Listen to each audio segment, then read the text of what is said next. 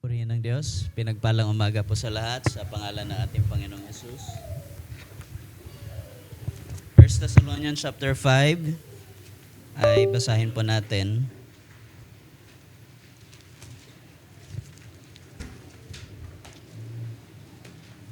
Verse 23.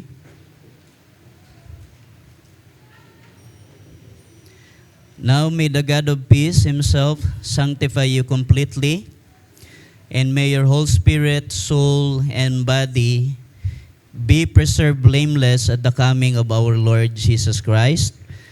Verse 24, He who calls you is faithful, who also will do it. Follow up po natin dito sa 1 John chapter 5, verse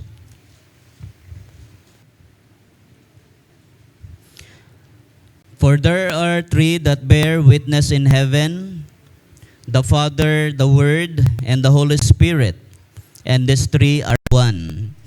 And there are three that bear witness on earth.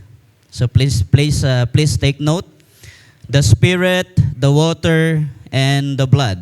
And these three agree as one, or agree in one sa King James Version.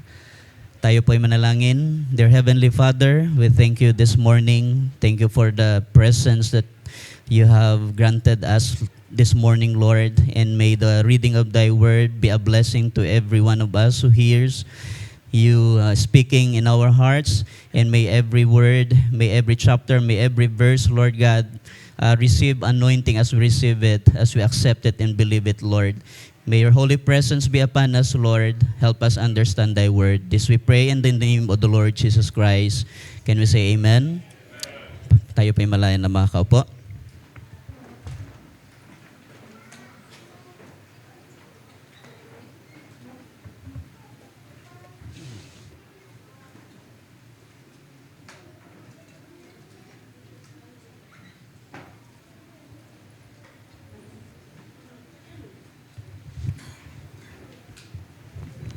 Praise the Lord.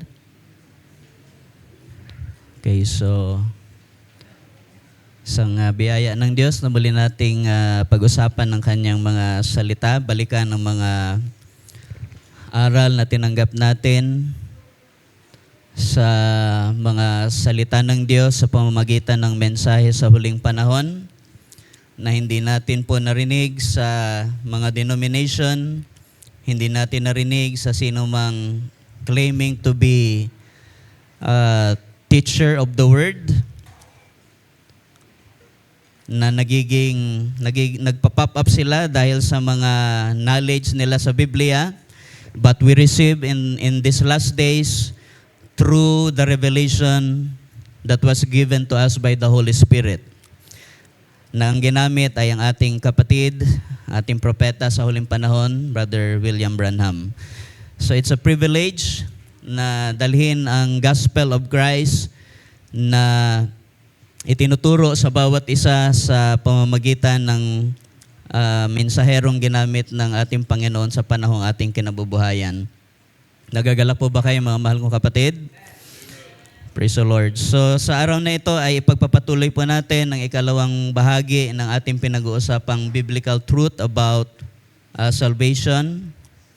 At nais ko pong i-encourage muli ang bawat isa na kung tayo ay naka-livestream ngayon, ipasa po natin sa ating mga kaibigan, mga mahal sa buhay, sa ating mga kakilala, o kung may nakadaupang palad tayo ay wag po tayong mag-alinlangan, wag tayong matakot na i-share sa kanila ang napakagandang balitang dumating sa ating panahon. Kung hindi natin ito ma-share verbally, ay kahit man lang, ma-share natin yung link. At bahala na ang Diyos humipo sa puso ng ating nanay, tatay, mga tita, tsahin, lolo't lola, mga kaibigan na hindi pa tumanggap ng mensaheng ito, upang sila rin naman ay tumanggap ng liwanag, kagaya din naman natin na tayo'y niliwanagan ng biyaya ng Diyos. At proud ba tayo sa ating Panginoong Hesukristo? If we are truly proud of receiving and accepting our Lord Jesus Christ, then wag po natin siyang ikahiya. Wag po nating ipagwalang bahala ang panawagan ng Espiritu ng Diyos na testify of this salvation, kahit man yung pag-share lang ng link sa mga nangailangan ng biyayang ito. At napaka-inam pagka tayo ay tumalima sa kung anong inuudyok na Espiritu ng Diyos mula sa pulpitong ito. Alright, so paki-prepare lang po ang ating slide. So nasa ikalawang bahagi na po tayo ng biblical truth about salvation. So nung nakaraan ay binasa natin ang sulat ni Apostol Pablo sa mga taga-Korinto sa pagtatalakay niya ng isang napakahalagang katotohanan na dumating na ang favorable time para ang Diyos ay magpahayag na today is the day of our salvation. At ang kaligtasang ito, mga kapatid, we have learned from the Word of God that it is not an option, but this is a must for everyone who believes the salvation from the Lord. Dahil lang ito ay isang pangangailangan, hallelujah, ay napakahalagang commodity ito ng ating mga kaluluwa. Because this is where the Lord started to deal with us in accordance to our salvation. Kaya dito po sa ating ikalawang bahagi ay binasa natin ang napakasarap na sulat ni Apostol Pablo sa iglesia sa Thessalonica. Hallelujah. Sa verse 23, if we're going to read it again, sabi rito, "Now may the God of peace Himself sanctify you entirely." So yung salitang sanctify dyan ay hindi lamang po outward manifestation ng ating sanctification, kundi ang sabi rito, sanctify you entirely, completely. Ibig sabihin po ng salitang entirely or completely, hindi lang po yung pagkataong labas natin ang mayroong transformation, kundi yung ating katawan, kaluluwa at espiritu, ito'y nababago araw-araw sa pamamagitan ng mga gawa ng biyaya ng Diyos. So, ibig sabihin po mga kapatid, ang biyaya ng Diyos, ito po'y gumagawa. At sapagkat ito'y gumagawa, meron po itong resulta. At pagkat ang Diyos ay sakdal sa kanyang mga gawa, hindi po pwedeng walang bunga ang mga gawa ng Diyos. Ito ang dahilan kung bakit napakahalaga po nito. "And may your spirit and soul and body be kept complete, without blame at the coming of our Lord Jesus Christ." It is a very important requirement na ang ating espiritu, kaluluwa at katawan ay kompleto pagka na-rapture. Uulitin ko po mga kapatid, kailangan pong kompleto ang ating katawan, espiritu at kaluluwa pag na-rapture. Hindi ko po tinutukoy na literal na salitang kompleto, but referencing, kaya nga makikita nyo dyan, semicolon. The next sentence is very dependent dun sa nauna. Yung salitang sanctify you entirely, ang tinutukoy po riyan ay yung ating espiritu, kaluluwa at katawan. Kailangang makumpleto ang sanctification process. Okay? Kailangan makumpleto sa mga aspetong ito ng pagiging tao natin sa harapan ng Diyos, ang mga gawa ng biyaya po ng Diyos, without blame at the coming of our Lord Jesus Christ. So walang kapintasan, kagaya po ng hinahandog na mga hayop, mga tupa, bulls, kambing sa Old Testament, hindi pwedeng pilay, hindi pwedeng bulag, hindi pwedeng may kapansanan. Kinakailangan bago siya ihandog ay sakdal. At sa ganitong paraan ay na-realize natin mga kapatid, yun pala ay anino lamang ng totoong gustong mangyari ng Diyos. At yung mga hinahandog na mga tupa na yon ay walang ibang tinuturo. Una sa lahat ay ang ating Panginoong Hesus, kasama po pala tayo doon.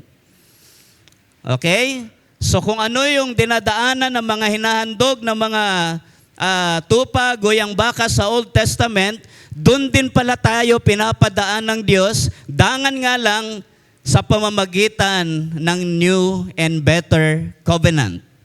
Ibig sabihin, para maintindihan mo ang pagiging ligtas mo, naintindihan mo dapat ang mga gawa ng Diyos sa Old Testament kung paano siya nagliligtas. Hindi po kasi yon binabago ng Diyos ang proseso. Pero yon ay anino lamang ng napakagandang bagay na parating. At yung realidad na napakaganda ay sa ating panahon. Nang si Jesus Christ ay dumating, hindi sa inalis ang Old Testament, kundi pinagtibay. Nang pinagtibay, hindi na po kailangan ang literal na mga hayop na inihahandog sa Old Testament. Nang pinagtibay ni Jesus ang New Covenant, ang nakita na ay ang kordero ng Diyos na kinakailangang ihandog sa aalis at ikapagpapatawad ng ating mga tinaglay na kasalanan buhat pa sa ating unang mga magulang. At yan ay napakagandang balita, mga kapatid. Yan ang dahilan kung bakit ang gospel ay hindi po yan nagsimula lang sa panahon ni Jesus. Through the gospel writers Matthew, Mark, Luke, and John. No, the gospel ay present since the time of the Old Testament, since the time of Abraham. Nandun na po ang gospel na ito. At ito'y ipinaunawa ng Diyos kay Abraham. Kaya nga, He's looking for a city whose builder, whose maker is not the hands of man, but God Himself. Okay? So ngayon, naintindihan na po natin na lahat ng mga bagay sa kautusan ay naging schoolmaster lamang natin, alinsunod sa Galatia, di ba? Sa aklat ng Galatia, naging tagapagturo lang po natin ang lahat ng mga aninong ito para ituro tayo sa totoong realidad. Sa totoong tinutukoy, kasi hindi tayo pwedeng maiwan o manatili sa anino. Kinakailangang ma-recognize natin kung ano yung realidad ng anino. Kaya nga ang salvation, it is not a story told. It is a present truth, a reality in the life of every predestinated sons and daughters of God. Okay? Without blame at the coming of our Lord Jesus Christ, faithful is He who calls you, and He also will do it. Reviewin muna natin yung unang bahagi ng ating tinalakay last Sunday sa yung slide po ba naka-ready na? Okay na? Sige, yung second slide.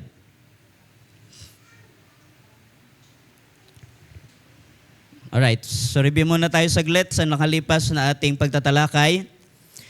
Alright, so next slide. So pinag-usapan po natin sa part 1 ang requirements unto salvation. So hindi po ganun bagaman madaling maligtas, pero hindi ganun kadaling panatilihin ang kaligtasan. Hallelujah. May mga requirements kang kailangang gawin at hindi mahirap ang mga requirements ng ating Panginoon. Una, napag-usapan natin na you have to realize who you are. Kailangang hayag sa iyo na tayo ay lumitaw dito sa ibabaw ng lupa ng mga makasalanan, na kung wala si Kristo, taglay pa rin natin ang minanang kasalanan buhat pa sa ating unang mga magulang. Amen?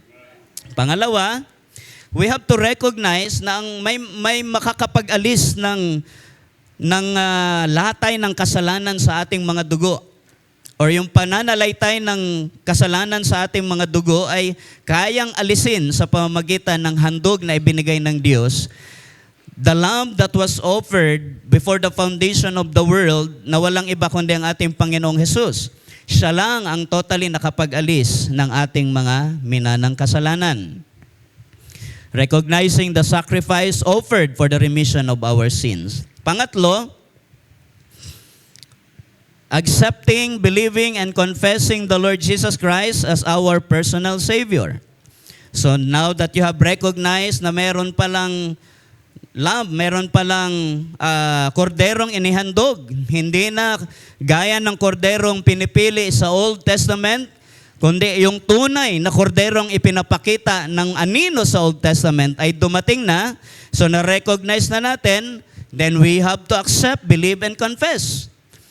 So kagaya tayo ni John the Baptist, na nang dumating ang ating Panginoong Hesus, siya yung ginamit para magforan ng pagpapakilala, ng pagpoproclaim, behold, narito na ang kordero ng Diyos na buhay.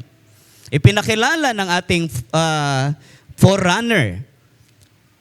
Hallelujah, 2,000 years ago, ang pagparito ng ating Panginoon.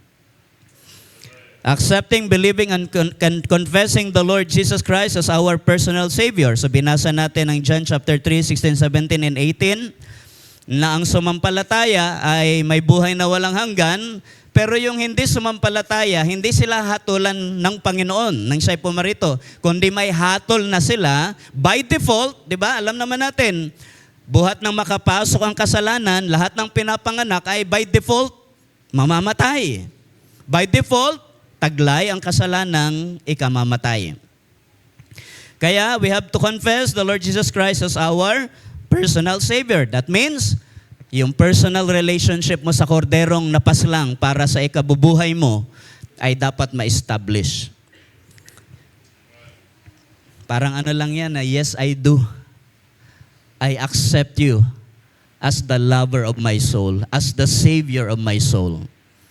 It's as if you are giving your whole, your entire life, your entirety as a human being sa mga kamay ng ating Panginoong Hesus. Okay? Pang-apat, repentance of our sins being sinners. So nang ipinatotoo, nang tinestify ng mga apostol sa after ng upper room receiving of the Holy Spirit experience, ay pinatotoo nila sa mga Hudyo ang tungkol sa ating Panginoong Hesus. At may mga nasaktan, merong mga nagsisi. Ang sabi ni Pedro sa kanila, nang sila'y maging interesado, anong aming gagawin para maligtas? Acts 2:38, ang sabi roon, repent and be baptized in the name of the Lord Jesus Christ. So napakahalaga po na kung tinatanggap mo ngayon si Kristo na iyong tagapagligtas, ay pagsisihan din natin ang mga kasalanang na-recognize natin sa mga panahong tayo'y wala kay Kristo. Okay? At ang panglima, napakahalaga po nito, yung water baptism and the Holy Ghost baptism. So, yan po yung magkukumpleto ng ating katawan, espiritu at kaluluwa sa pagliligtas ng Diyos. Next slide. Puntahan lang natin to, no? Confession with our mouth. Next slide. Romans chapter 10, verse 8. What does it say? The word is near you, in your mouth and in your heart. Sino rito ang malapit sa kanilang bibig at sa kanilang puso ang salita ng Diyos? That is the word of faith which we are preaching. That if you confess with your mouth Jesus as Lord, and believe in your heart that God raised Him from the dead, you will be saved. So sa pagko-confess pa lang na ang Panginoong Hesus ang iyong Panginoon, ang iyong tagapagligtas, yan ay reflection na ng iyong kaligtasan. Because that is the word of faith. Sumampalataya ka. For with the heart a person believes, resulting in righteousness. So hindi po lahat na nagsasabing ang Panginoon ng kanilang Savior ay totoong ligtas. May resulta pag nagko-confess ka from your heart. Ang resulta niyan, pagbabago po ng buhay. Kaya righteousness po ang nagiging result. Kaya yung mga nabautismuhan dito, na kailan lamang mga baguhan, did you ever confess with your mouth that Jesus is your Lord and Savior from your heart? Dahil kung mula sa puso yan, hindi po yan maililihim. Magre-resulta po yan ng mga righteous acts sa buhay mo. And with the mouth, he confesses, resulting in salvation. See? Mula sa puso, iko-confess ng iyong bibig, mahalata. Hindi lamang ng mga mananampalataya, kundi ng lahat ng mga tao makakasalamuhan natin na tayo'y may kakaibang buhay. At ang kakaibang buhay na yan ay isang ligtas na buhay sa pangalan ng ating Panginoong Hesus.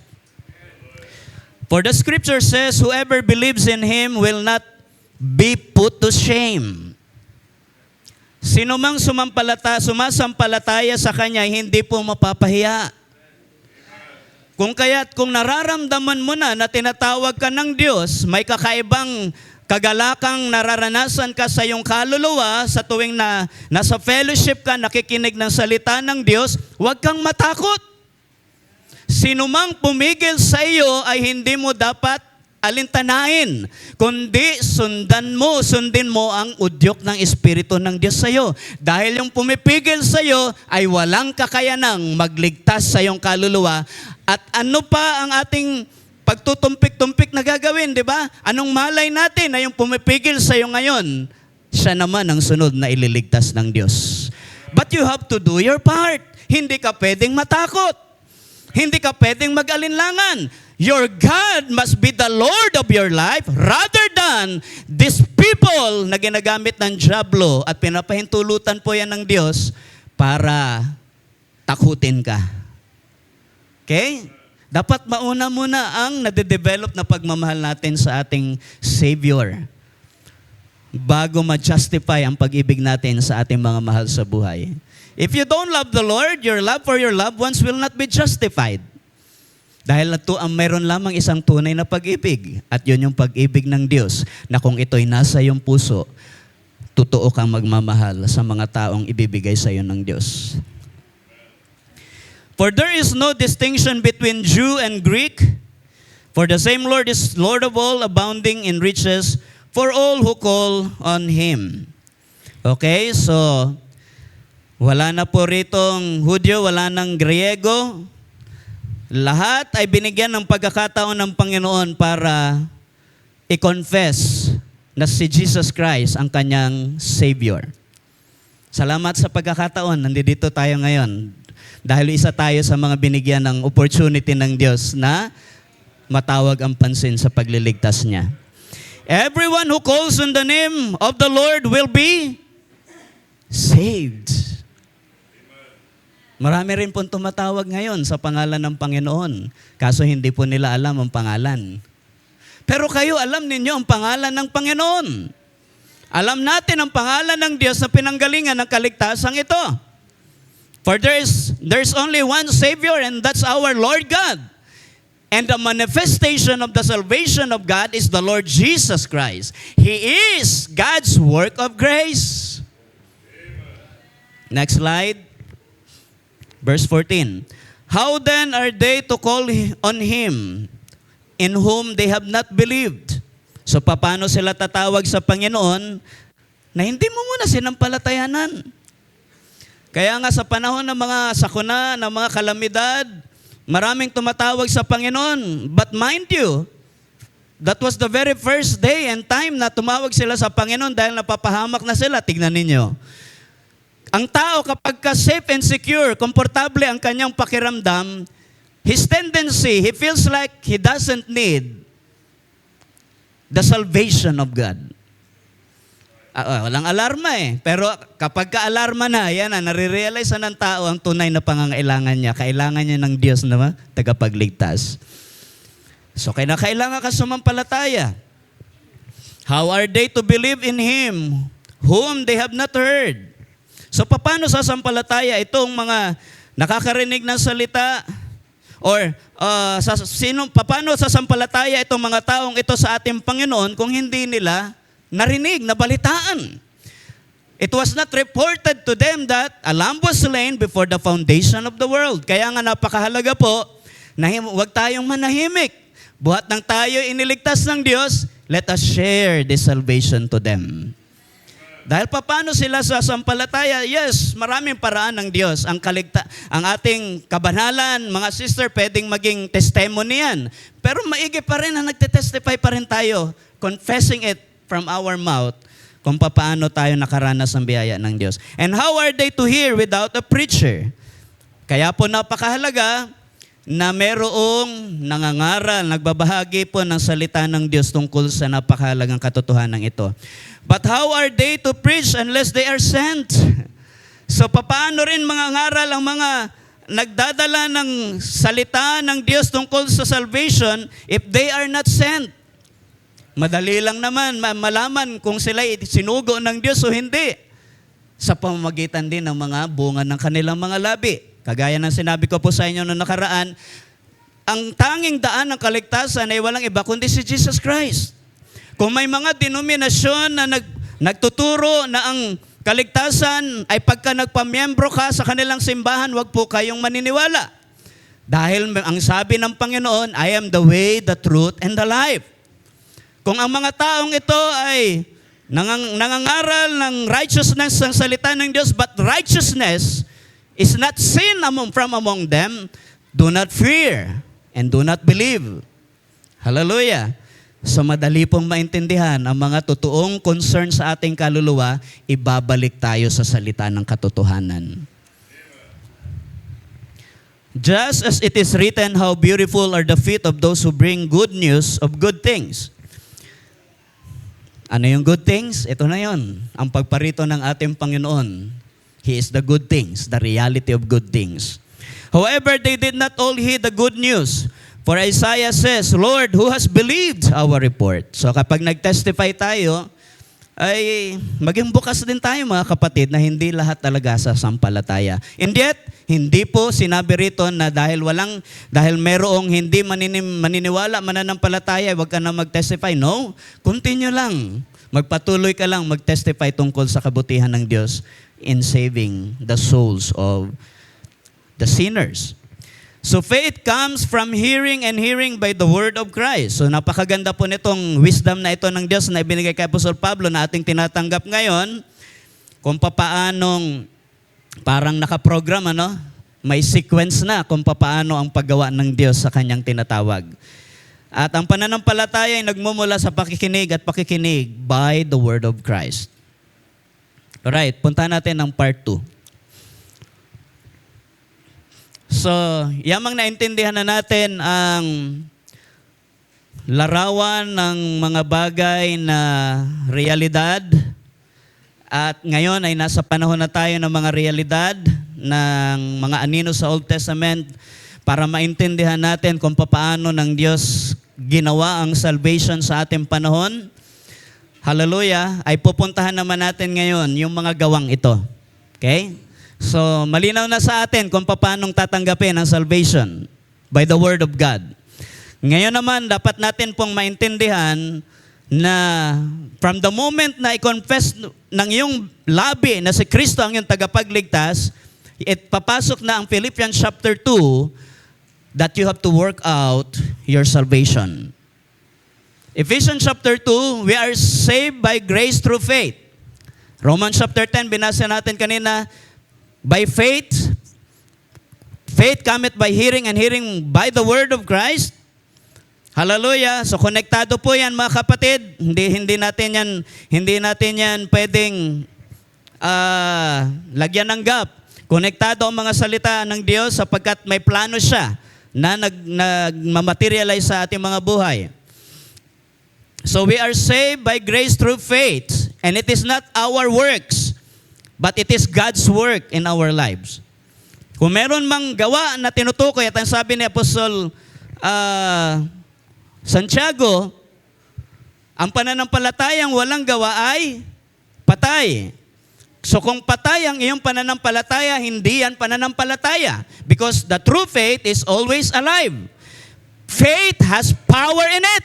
That if faith is in you, you have the power manifestation from the presence of God.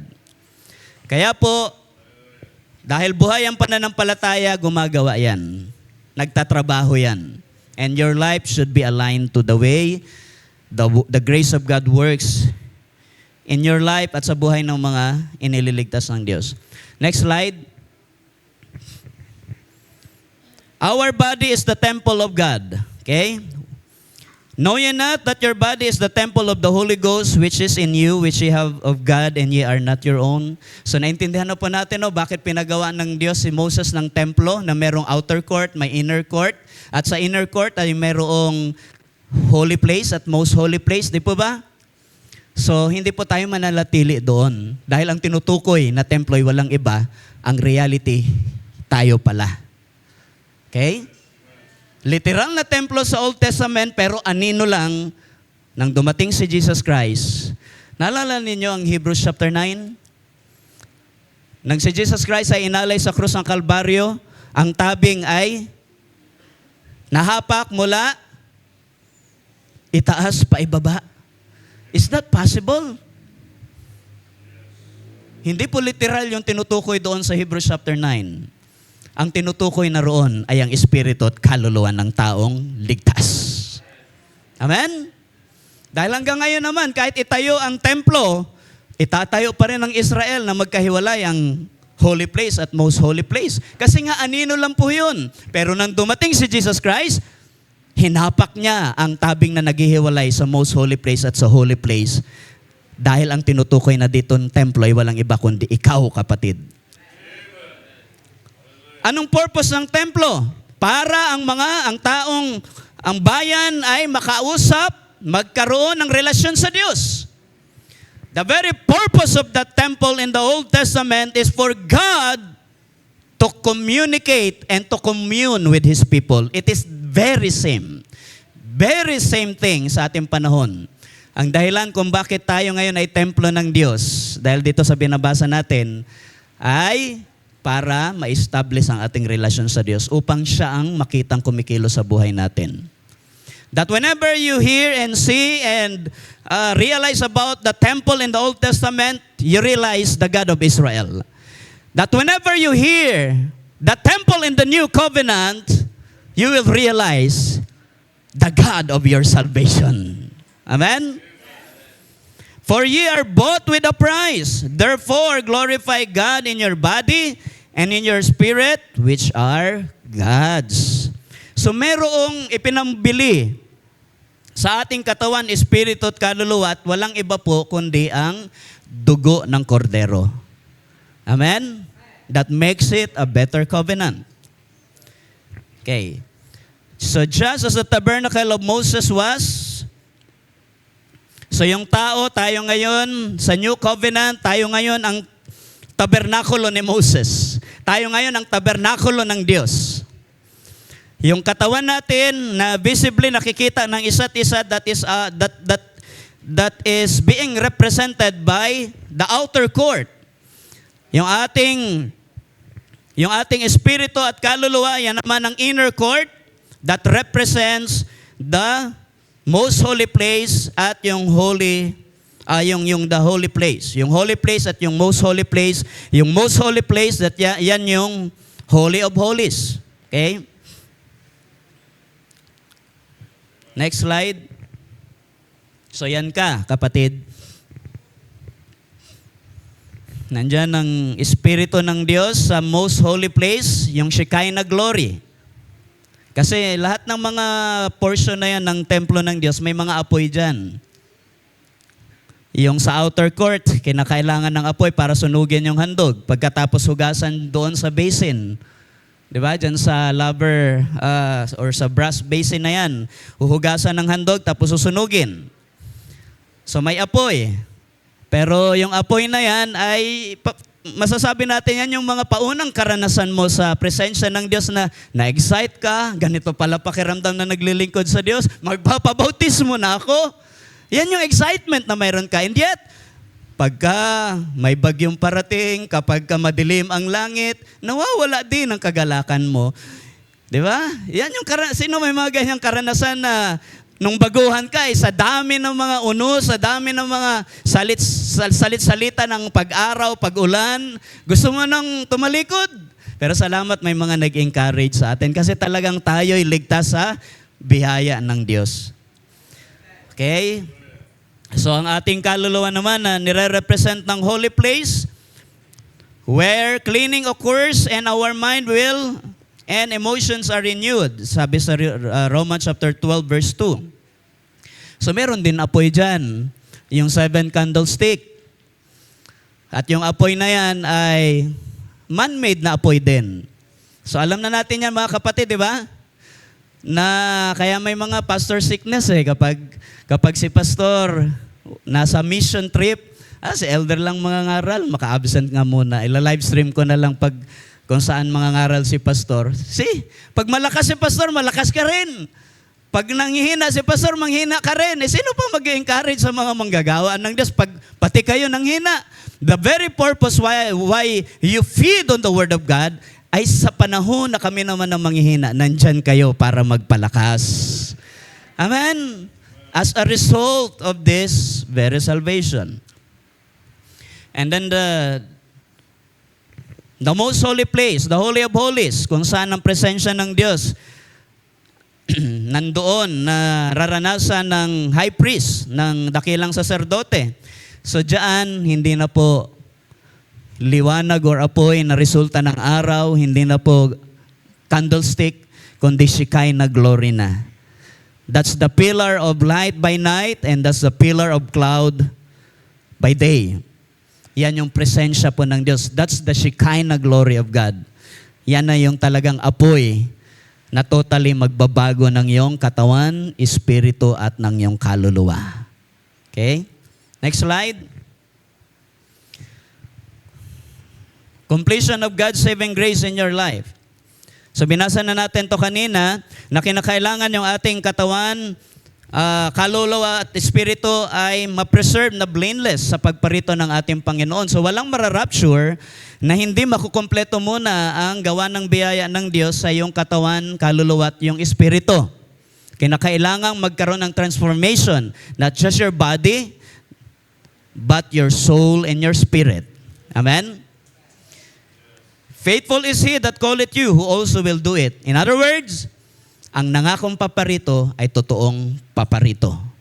Kaya kung nagpapagal ka ngayon para ang buhay mo ay maging banal, every now and then sa paningin ng Diyos, hindi lang sa paningin ng tao, hallelujah, ay hindi po mawawalan ng saysay ang pagpapagal na yan. Dahil faithful is He who called you. Kung sinabi niyang paparito siya, siguraduhin mo, maging tapat ka na ang iyong katawan, espiritu at kaluluwa ay magiging sanctified, holy, bago pumarito ang ating Panginoon. Next slide. It is God's pleasure to save you. Colossians chapter 1 verse 18. And He is the head of the body, the church, who is the beginning, the firstborn from the dead, that in all things He might have the preeminence. So this is the pleasure of God. Kung tayo ngayon ay templo ng Diyos, ibig ng Diyos na mahayag ang kanyang kalulhatian sa lahat ng mga tao. And there's no other way para gawin niya ng Diyos kundi sa pamamagitan ng ating katawan, espiritu at kaluluwa, na sa lahat ng pagsasalita at paggawa natin, ang Diyos ang nakikita ng mga tao. Si Kristo ang nababadha. Hindi ito agaran nangyayari. Ito ay from glory to glory, from faith to faith. Praise the Lord. Dahil hindi sabay-sabay ang ating paglago, mga kapatid. Hindi sabay-sabay ang ating pagbubunga. But, kung bakit nagpagawa siya ng templo, para madakila ang Diyos. Kung bakit tayo ngayon templo ng Diyos, para madakila pa rin ang Diyos sa buhay natin. It is no longer I, but Christ living in us.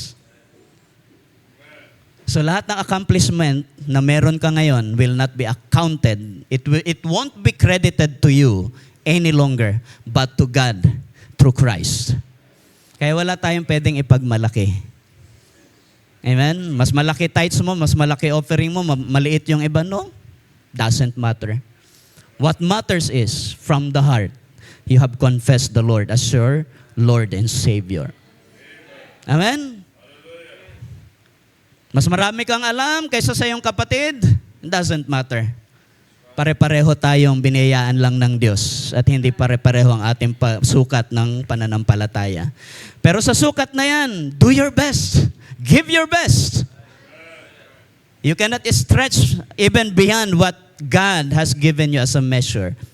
But God will deal with you bountifully, mightily, kung ma-exercise mo ang pananampalataya according to the measure that was given unto you.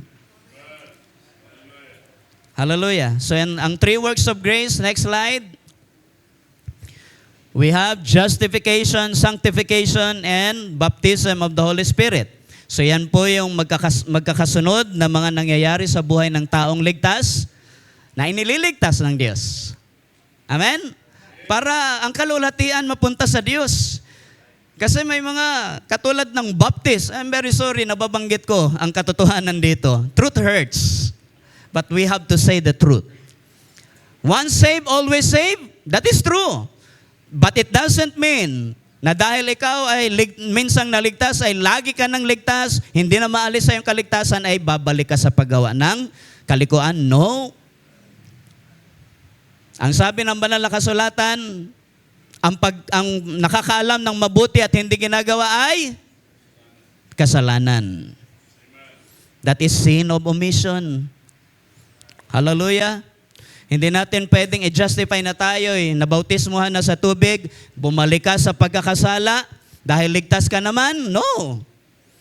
Ang pagsadya ng mga kasalanan ay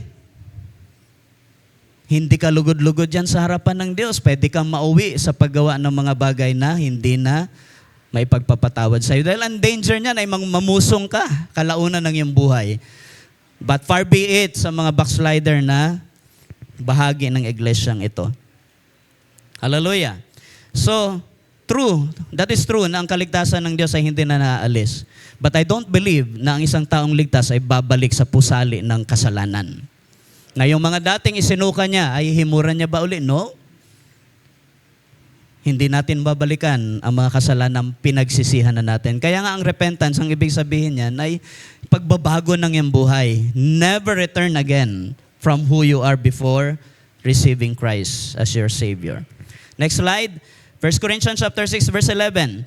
And such were some of you, but ye are washed. So, walang refuse nitong katotohanan na ito, na ang ilan sa atin dito, mga sugalero, babaero, di ba? Mga immoral ang buhay noon, mga gumagawa ng mga katampalasanan, di ba? But ye are washed. Salamat sa Diyos. Ye are washed sa outer court, di ba? Hinugasan tayo. At yung outer court na yon, ang nire-represent noon ay ang water baptism. Amen? Hinuhugasan tayo. Tingnan ninyo, ye are washed, water baptism, but ye are sanctified. What is that? Sanctification. But ye are justified. That is water baptism in the name of the Lord Jesus and by the Spirit of our God. Holy Ghost baptism. So mapapansin ninyo sa banal na kasulatan, nandyan yung tatlo na yan. Amen? Washing of water by the word ay nangyayari sa ating mga buhay. Sa pamamagitan ng pagbabautismo ay nagaganap ang washing of water by the word. And then sanctification, nagsisimula na ang dugo ni Kristo ay natatransfuse sa iyong dugo. Amen? Ang nagkakaroon na ng cleansing ang ating maduming dugo. Amen? Spiritually speaking, nagkakaroon ka na ng overcoming spirit sa mga minana nating mga kasalanan.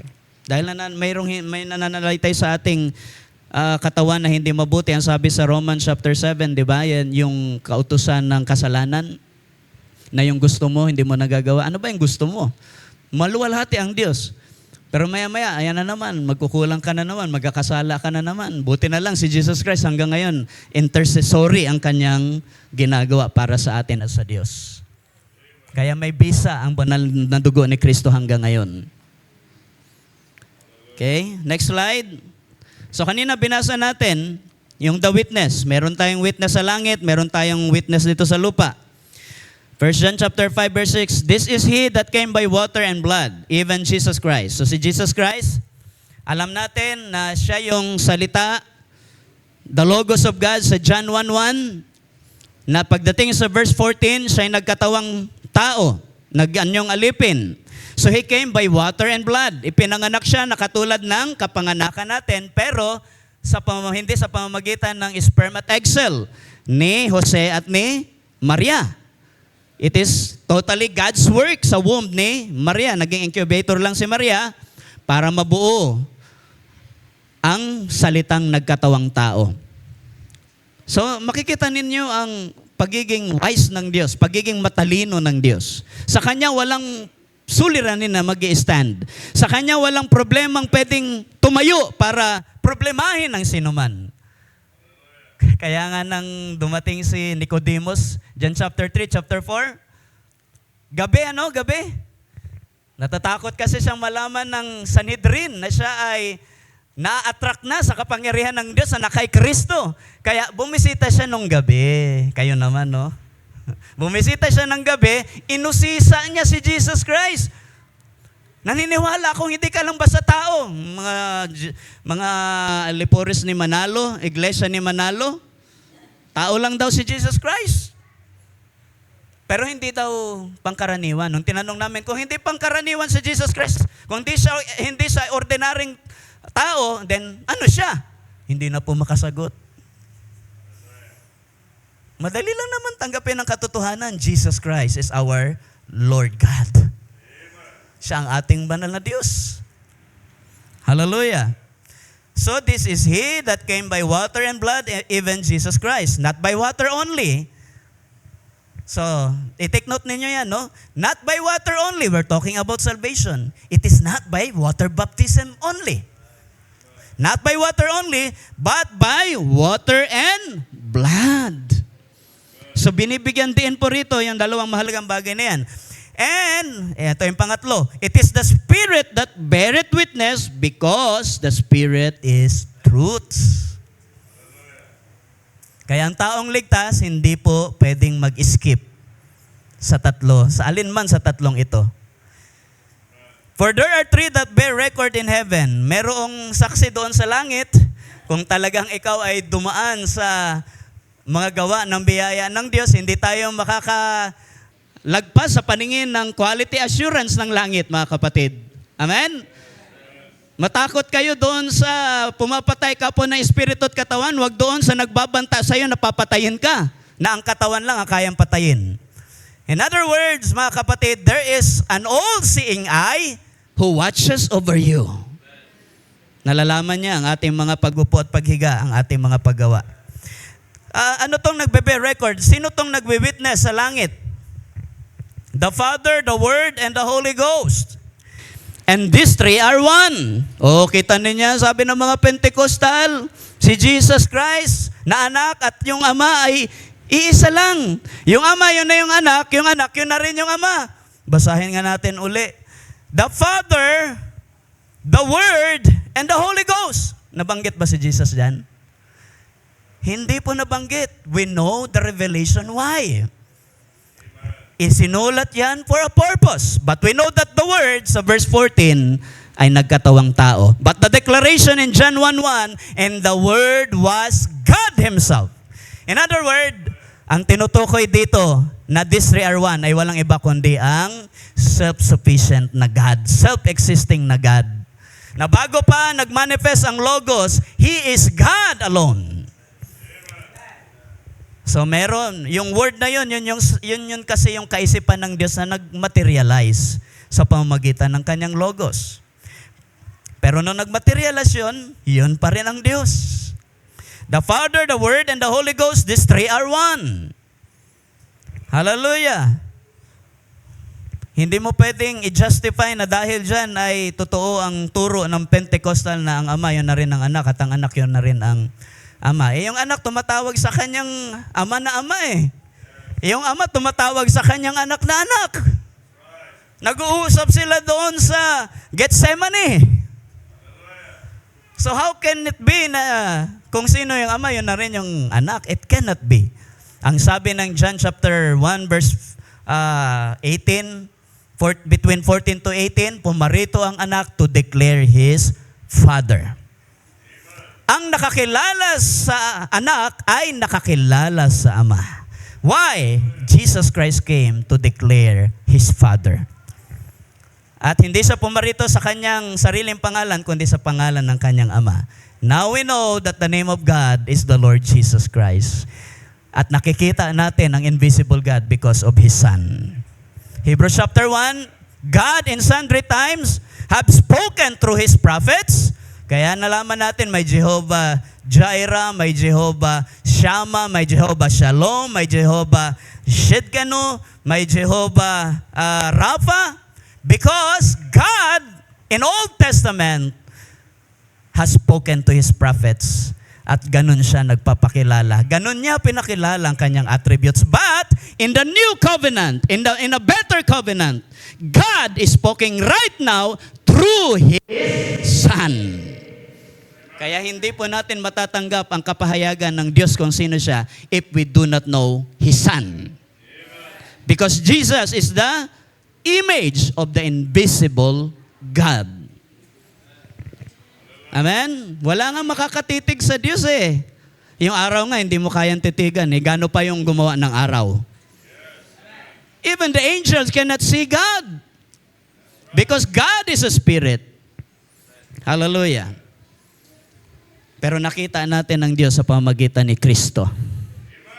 Amen? Nasatisfy ang pangangailangan ng ating kaluluwa. Nasatisfy ang hinahanap ng ating kaluluwa. We're looking for a God na visible, and that's through Jesus Christ. He's visible until now because of His Word, because of the message we have received in our days.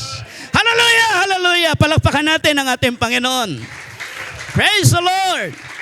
This 3:1.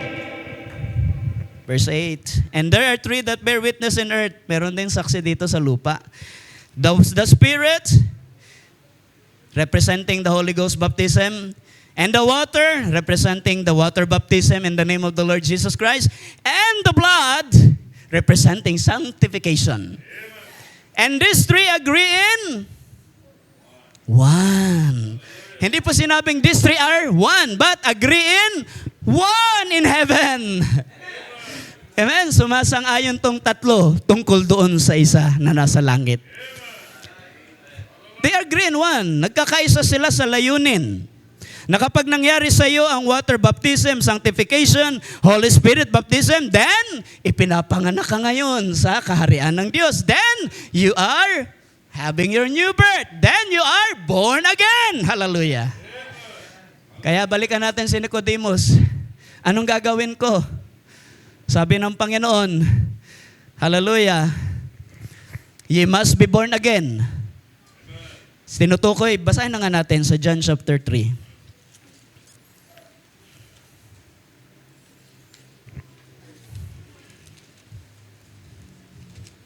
Hallelujah.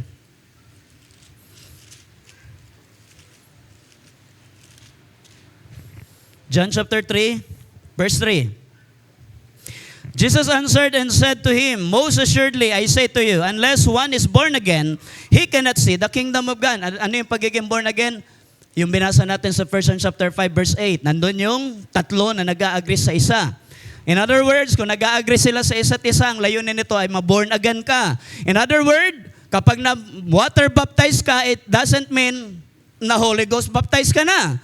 Sa New Testament, sa New Covenant, may mga nakaranas na nauna muna ang Holy Ghost baptism, then immediately nagpa-water baptize. Yung iba naman, kagaya ng binasa natin sa Acts chapter 8, na water baptize na sila sa pangalan ng Panginoon, and yet, nang dumating ang mga apostol, saka pa lang sila tumanggap ng Holy Ghost baptism. Amen. Kaya hindi ka taka-taka, may mga relihiyon na kapag ikaw ay miyembro niyan, ay nagbabago din yung buhay mo. Dati kang manginginom, ngayon hindi na. Dati kang gumagawa ng mga immoral, ngayon hindi na. Tapos sasabi, pare-pareho din yung mga relihiyon na yan. Yes, totoo. Ang relihiyon, ang gamit niyan ay para magbago ang buhay mo. Not to the extent that you are now being born in the kingdom of God. Because the Bible plainly says, may tatlo na nag-agree sa isa, hallelujah, to fulfill your salvation, to complete your salvation, to complete the works of grace in your life. It is not an easy thing. It is not by becoming a member through the logbook of your church. It is your life being changed from body, spirit, and soul. Hallelujah. Hallelujah. Ilaktaw na lang natin dahil hindi maintindihan ng matalinong si Nicodemus. Relihiyoso ito. Siguro kung may iglesia ni Manalo noon, iglesia ni Manalo ito si Nicodemus.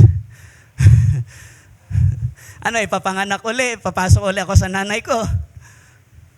Matalino, matatalino sila. Pero pinahiya ng Diyos ang kanilang katalinuhan. Amen.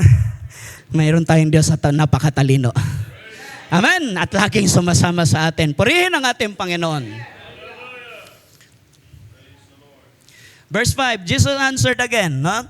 Most assuredly I say to you, unless one is born of water and the Spirit, dito, dinitalya na ng Panginoon, he cannot enter the kingdom of God. That which is born of the flesh is flesh, and that which is born of the Spirit is spirit. Kinakailangan nating ma-born again dahil in the first place, this place is not our home.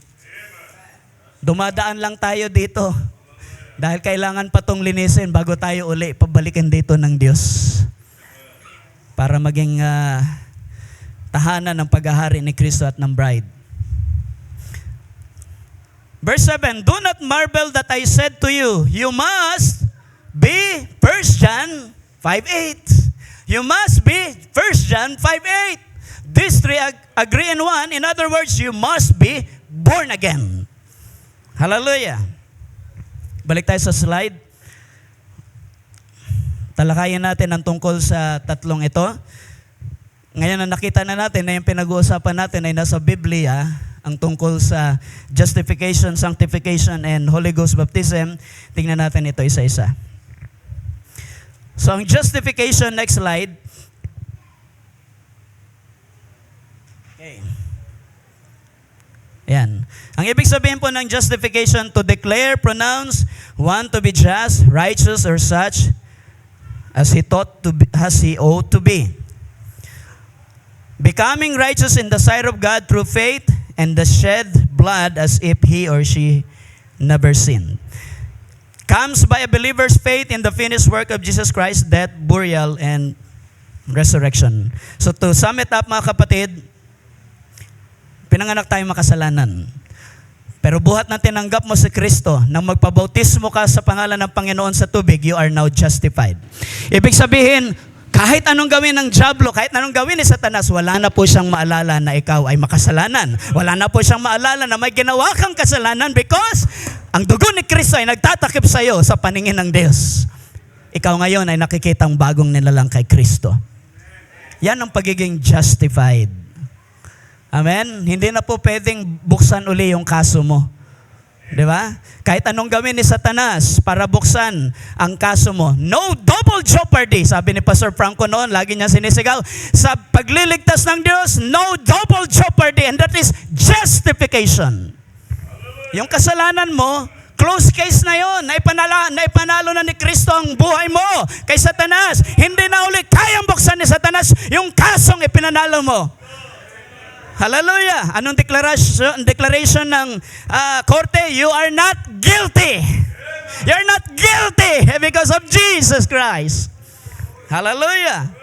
Masarap mabuhay na hindi guilty, mapayapa sa biyaya, sa presensya ng Diyos. Amen! Hallelujah! Hallelujah! Praise God! Romans chapter 5 verse 1, therefore, being justified by faith, we have peace with God through our Lord Jesus Christ. Isipin ninyo ang bunga ng justified life. May kapayapaan. Galatians chapter 2 verse 16. Sundan na lang ako ng ating mga operator. Knowing that a man is not justified by works of the law, but by the faith of Jesus Christ. Even we have believed in Jesus Christ that we might be justified by the faith of Jesus Christ. And not by works of the law, for by the works of the law shall no flesh be justified. Okay? Sa kautusan, pag nagkasala ka, sigurado patay ka. Sa biyaya ng Diyos, kung nagkasala ka, pero nagsisi ka, sigurado buhay ka kay Kristo. That is why justification does not come from the law of Moses. It comes from the grace of God. Hallelujah. Romans chapter 4 verse 24. But for us also, to whom it shall be imputed, if we believe on Him that raised up Jesus our Lord from the dead, who was delivered for our offenses and was raised again for our justification.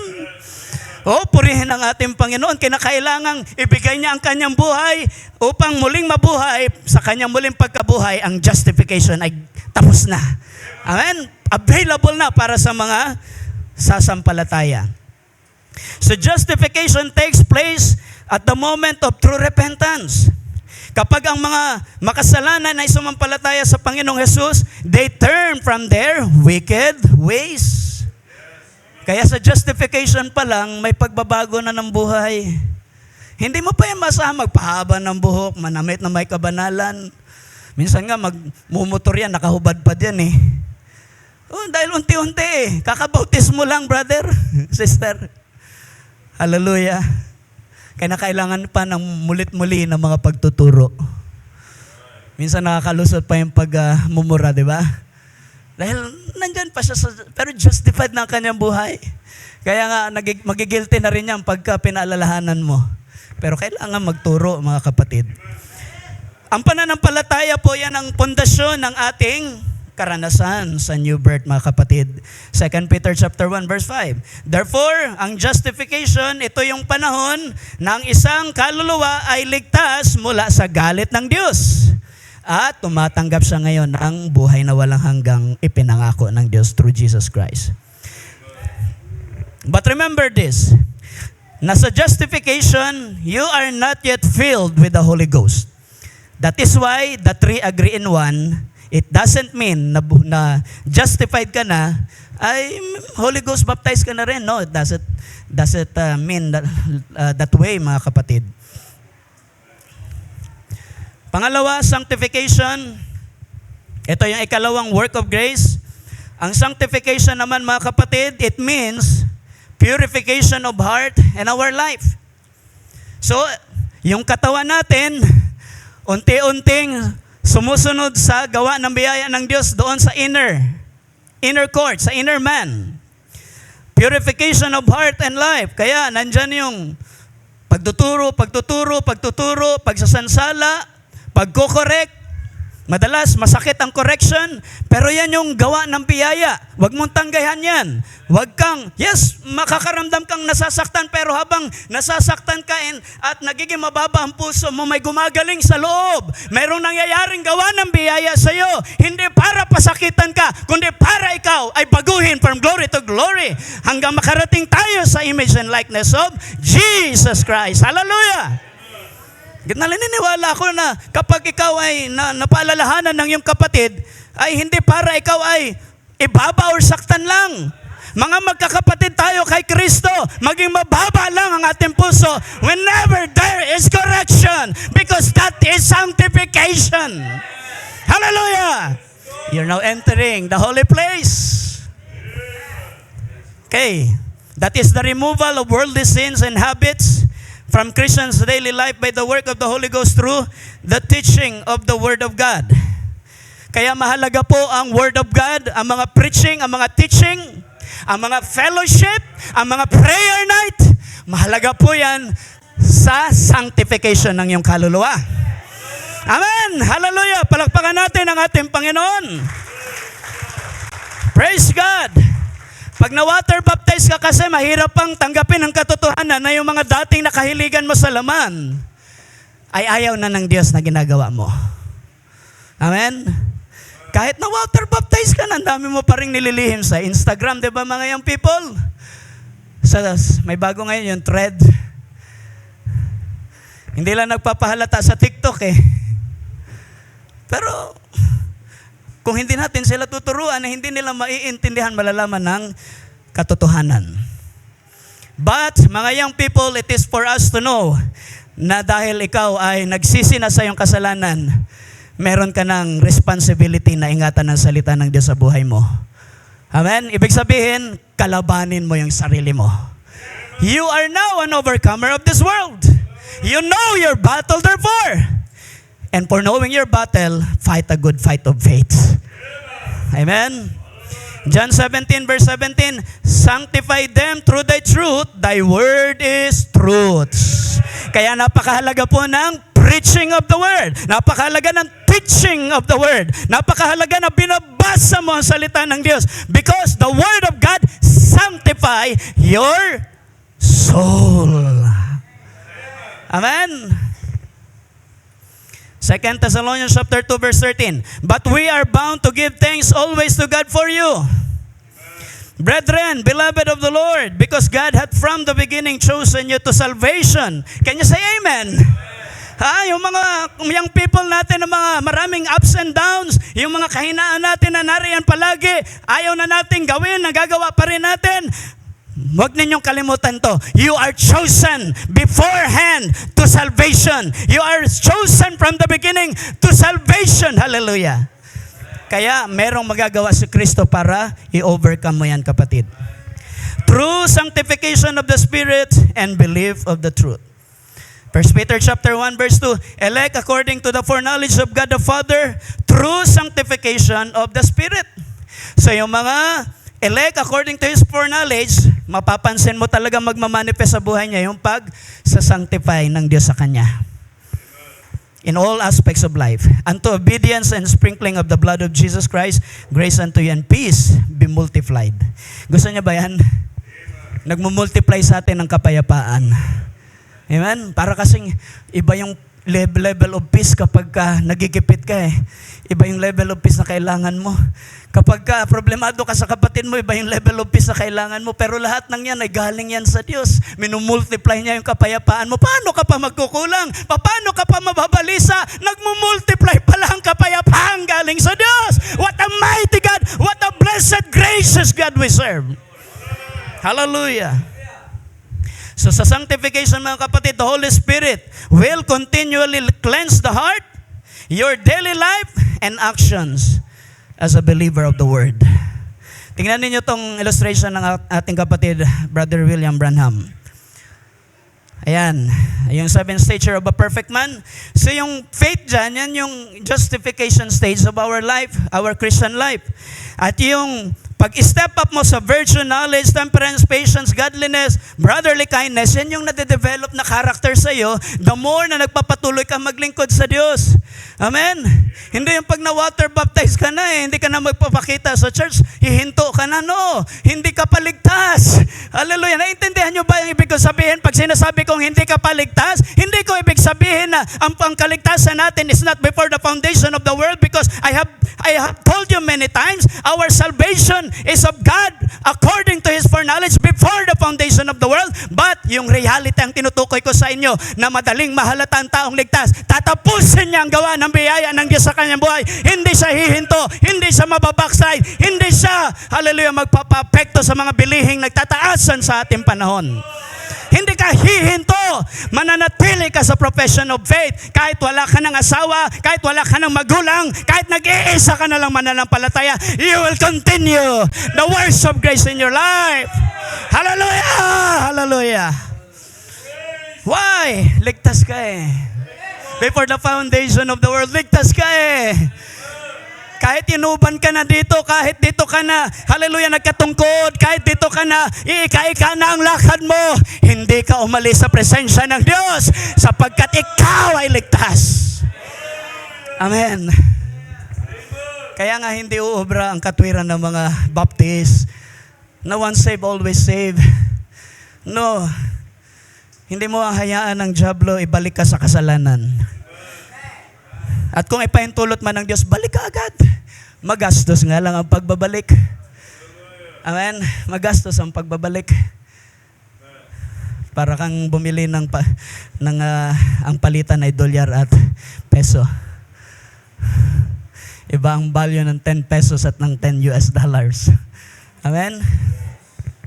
So, yung character na yan na nade-develop sa atin from glory unto glory, kung mapapansin ninyo, yan yung character ni Jesus Christ. At yan yung gusto niyang makita sa atin from glory to glory. Hindi tayo pinipilit, kundi inuunti-unti. Amen? Natutuwa ba kayo? Hindi nagmamadali ang Panginoon. Purihin ang ating Panginoon. May mga inililigtas pa kasi ng mga mahal natin sa buhay ng Diyos. But that is sanctification. You cannot learn virtue outside the Word of God. You cannot learn true knowledge outside the Word of God. You cannot learn true temperance outside of the Word of God. You cannot learn patience outside of the Word of God. You cannot learn godliness or holiness outside of the Word of God. You cannot learn brotherly kindness outside of the Word of God. Because John 17:17, the Word of God sanctify us. Amen. Hallelujah. Hallelujah. And notice the very purpose. Anong layunin? Hallelujah. Ng justification and sanctification. Baptism of the Holy Ghost. receiving Christ in your life. God moving in your life. Iba ka na, bagong nilalang ka na, may born again experience ka na, may new birth ka na. Purihin ang Panginoon. Hallelujah. Blessed be the name of Jesus. The Holy Ghost will baptize you after the second work of grace has been completed. But as I have mentioned, ang bautismo ng Holy Ghost at yung dalawa pa, justification and sanctification, they agree in one. Pwedeng, iniisip ko, hindi pa rin talaga pwedeng magsabay-sabayan eh. Doon nga sa Acts chapter 7, nag-away-away yung mga Hellenistic Jews at saka yung mga Aramean Jews. Dahil lang sa, they felt unfair na mga apostol hindi makapag-distribute equally sa mga byuda at byudo nila doon. Why? Kasi nga hindi po sabay-sabay nating nararanasan ng sanctification. Yes, Holy Ghost, water baptized ka na, and yet patuloy ka pa rin sinasanctify. Maaring ikaw ay na water baptized at na Holy Ghost baptized na, pero nandyan pa rin ang work of grace ng sanctification. Gumagawa pa rin sa'yo. Dati siguro mahaba yung dila natin, paiksi na ng paiksi. Amen? Sino rito makakapagpatotoo? Brother, dati 1 milya ang dila ko, ngayon parang hindi ko na maramdaman. Huwag naman, dahil mayroong gagamitin pa yan ng Diyos para magpatotoo ka ng kabutihan ng Diyos sa buhay mo. At sabi mo, papurihin ng Panginoon, pinagaling niya ako sa aking sakit sa behavior ko. It is only by the grace of God. Yung pagpapago lang ng ugali natin, kaluwalhatian na po yan sa Diyos. Yan ay kapurihan na sa Diyos. Ay magpasalamat ka, yung kapatid mo ay ginamit sa'yo para magbago ang buhay mo. God has always ways para ma-accomplish ang kanyang mga gawa ng biyaya. Palakpakan natin ang ating Panginoon. Few minutes.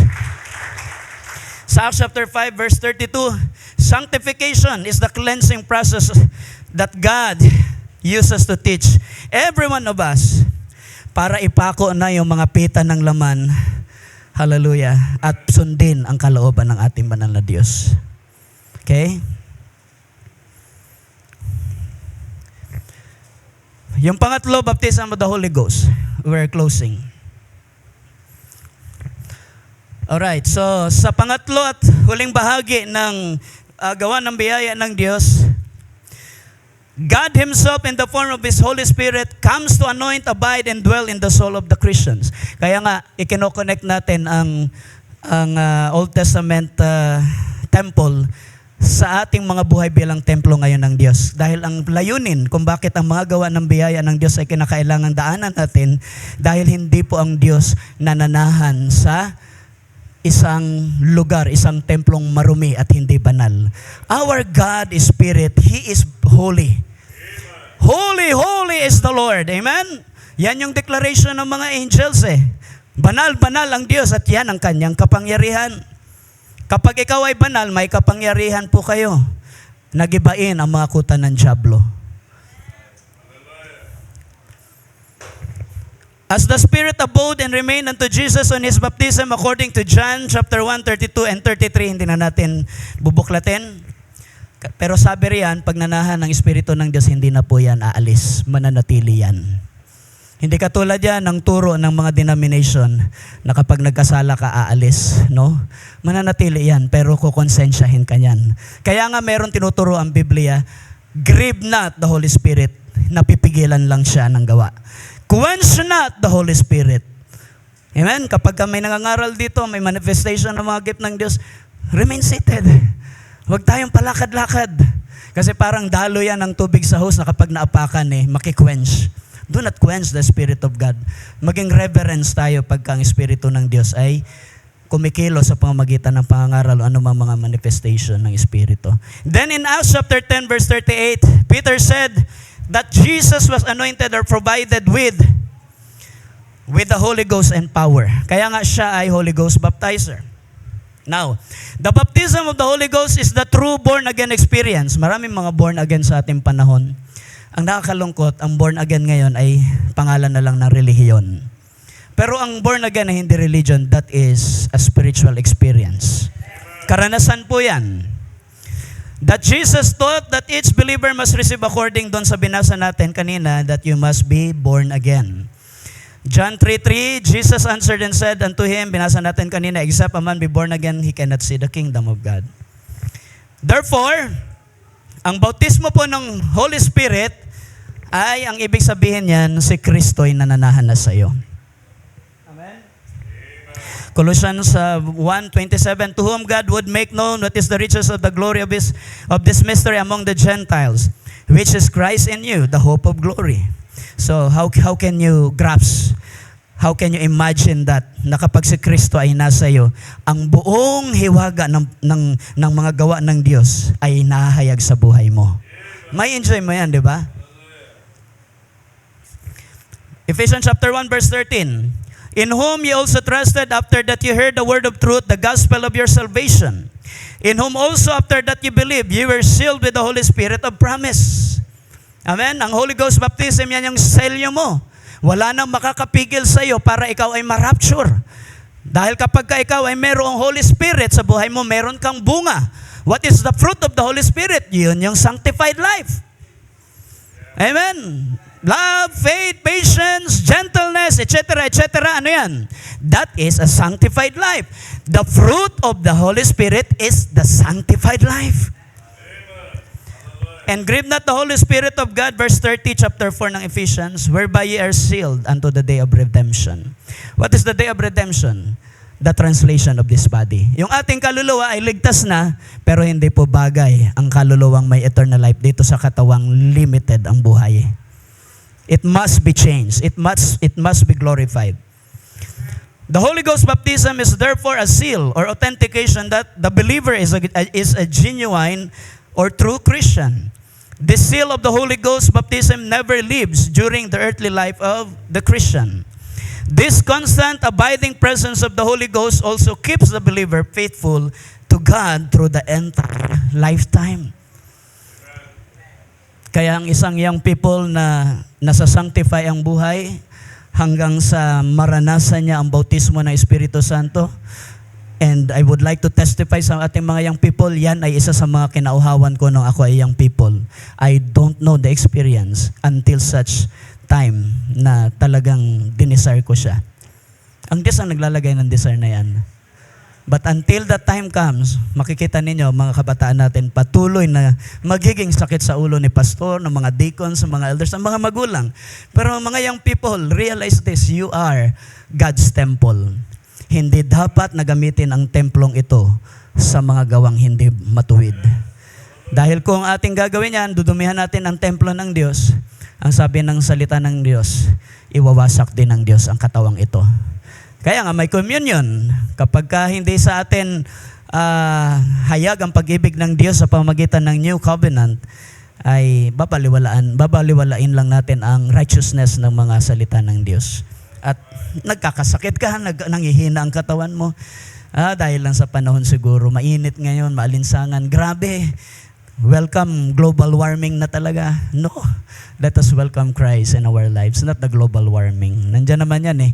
Ang mga tao naman, sala sa init, sala sa lamig. Pag malamig, nagrereklamo malamig. Pag mainit, nagrereklamo mainit. Hindi tayo maintindihan. Salamat na lang ang Diyos natin mapagpahinuhod. Amen? Okay. So, the Spirit's abiding keeps the believer in fighting a good fight of faith, never giving up, and going back into a life of sin. So, meron ka ng desire na taglayin ang perfect holiness sa pamamagitan ng takot sa Diyos. 2 Corinthians chapter 7 verse 1. Having therefore these promises, dearly beloved, let us cleanse ourselves from all filthiness of the flesh and spirit, perfecting holiness in the fear of God. Not in the fear of dating daan, not in the fear of Catholicism, not in the fear of Iglesia ni Manalo, not in the fear of Seventh-day Adventists, not in the fear of so on and so forth na mga relihiyon sa ating panahon, but in the fear of God. Holiness as a result of the fear of God. Now, let's go to the danger of not teaching the three works of grace kasi hindi po natin to maririnig sa kahit anong denomination. Only through the message of God sa ating panahon natin ito narinig.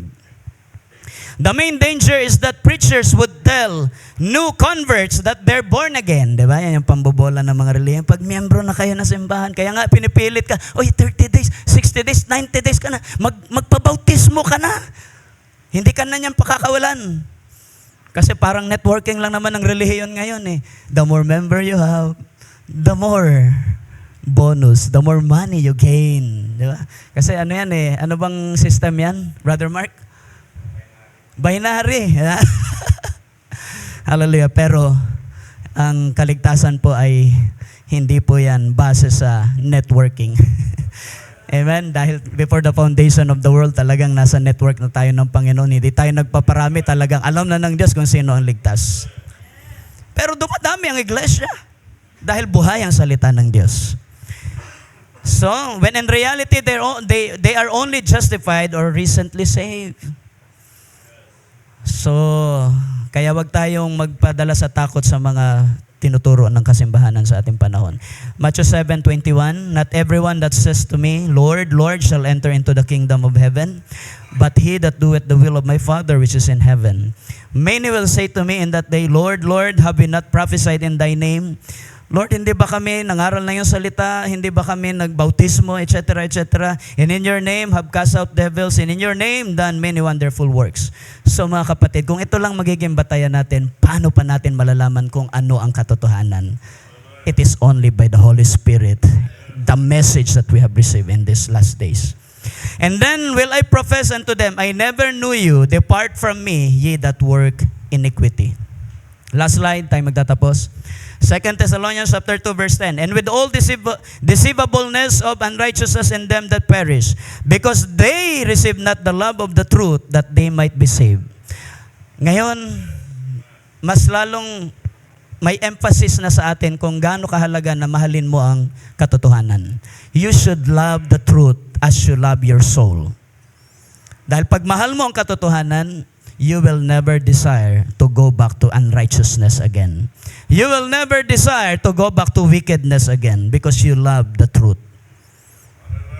And for this cause, God shall send them strong delusion that they should believe a lie, that they all might be dumb who believe not the truth but had pleasure in unrighteousness. Yan naman talaga gusto ng tao eh, kahit anong turo, anong biyaya ng Diyos na ialok sa mga tao. Yung mga talagang before the foundation of the world, ang naligtas, ang siya lang magbibigay ng interes, ang tatanggap at makikitiis kay Kristo dahil sa pag-ibig sa salita ng katotohanan.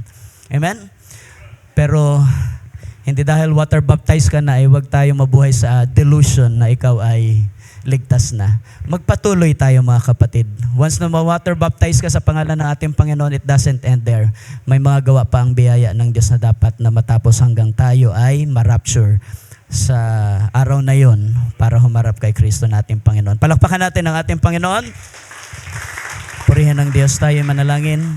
Ama naming banal, salamat po sa salita ng katotohanan. Turuan mo po kaming mahalin ang iyong salita. At salamat sa pagliligtas mo at sa kaunawaan na iyong pinagkaloob sa panahong aming kinabubuhayan. We are so privileged. We are so honored to serve a true God like you.